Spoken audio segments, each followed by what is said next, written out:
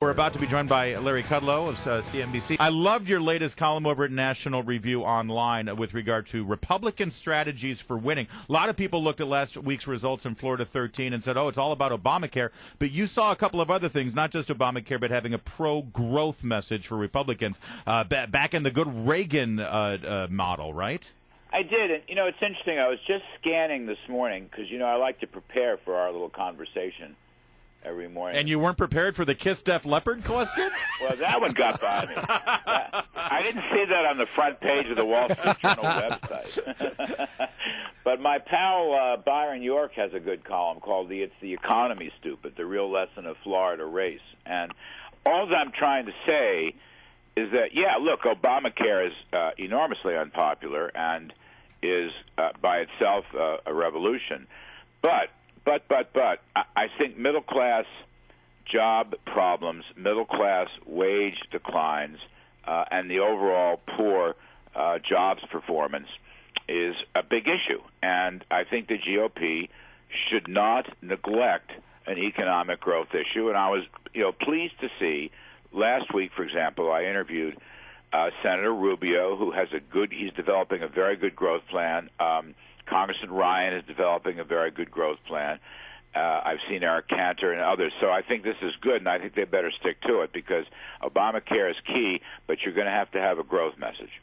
Well, Larry, I listen to your show quite a bit, and I think we need to learn how to market it better as well and sell it using simple language. One of the things I hear you talking about all the time on your show is the JFK tax cut, right, and how it was from 90 to 70. And although numbers-wise it doesn't seem to be, it was actually one of the largest in American history increases in take-home pay for those workers. And that's words people actually understand. We have a messaging problem in the party, too.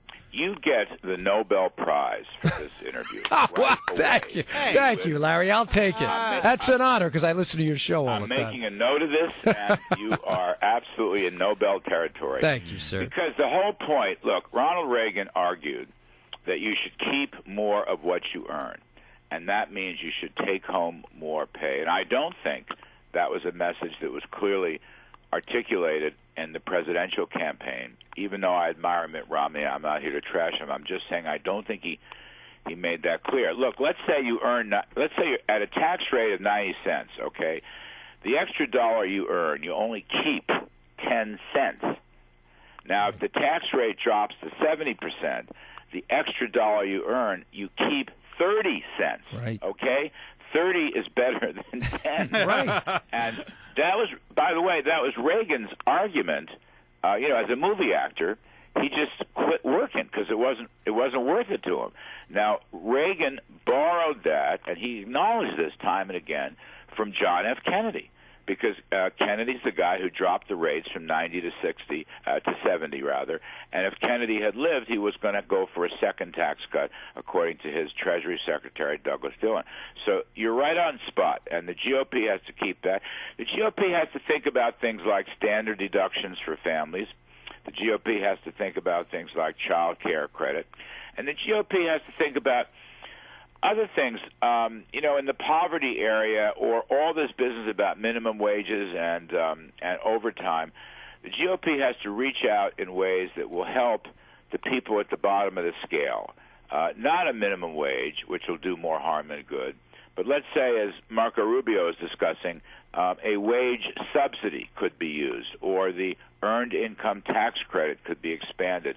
That would put more money in people's pockets, and it would be more transparent. In other words, it would be on the budget for all to see.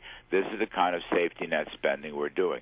So these things are going to be very important in November. Let's zoom out to some global economic news here. We just heard the breaking story that Russia has now officially annexed the Crimean Peninsula, which tells you exactly their reaction to the president's sanctions yesterday against 7 individual Russians. Larry Kudlow, what is this move and Europe and America's expected reaction going to do to the global economy in terms of gas and oil? I mean, this is a major problem. Well, it depends.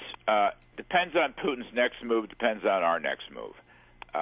Actually, a lot of people early this morning are construing Putin's speech as rather bullish because he said he is not seeking a partition of Ukraine, and he would defend the interests of Russian speakers in the country by diplomatic and legal means. And that caused a big rally in the stock market futures, okay? In other words, he's not going to put troops into East Ukraine. He's not going to invade. If you believe that, I don't know what to believe because I don't regard him as very credible, but the point is, at least on paper, that sounds better than, World War III or Cold War III or whatever it is that you're worried about. And then I think the other issue is the sanctions. I will speak as somebody who has defended Obama during this period. I have not criticized the president. I think Putin is the enemy right now, not President Obama. But I must say I was underwhelmed by his sanction announcement on Monday, and I want to see more sanctions on banking and financial transactions, more sanctions and asset seizures over the oligarchs, and I want him to talk more about energy. You tell me, if you know that Europe is dependent on Russian oil and gas, then doesn't it follow, if you're fighting the good fight, to do everything you can to bolster their oil and gas? Now, there's not that much we can do in the short run. There is some things we could do. They have inventories. But why not repeal the oil and gas export law that was put into place, I don't know, in the 1930s? Why not repeal that so we will have the capability of exporting? And why not just say that the government will issue permits for LNG, liquid natural gas terminals, let's say 25 or 35 permits. I know it's going to take 5, 6, 7 years to build, but at least it gives you a signal of our intentions. Why not say that? Larry Kudlow, the only answer I can come up with is he was waiting to hear if he could get permission from Greenpeace and the Sierra Fund. I mean, there's no, that energy policy is driven by the environmental groups, and that's it. Larry Kudlow, so great to have you as always, and of course check out his show right here Saturday 7 p.m. WMAL. It's the Larry Kudlow Show.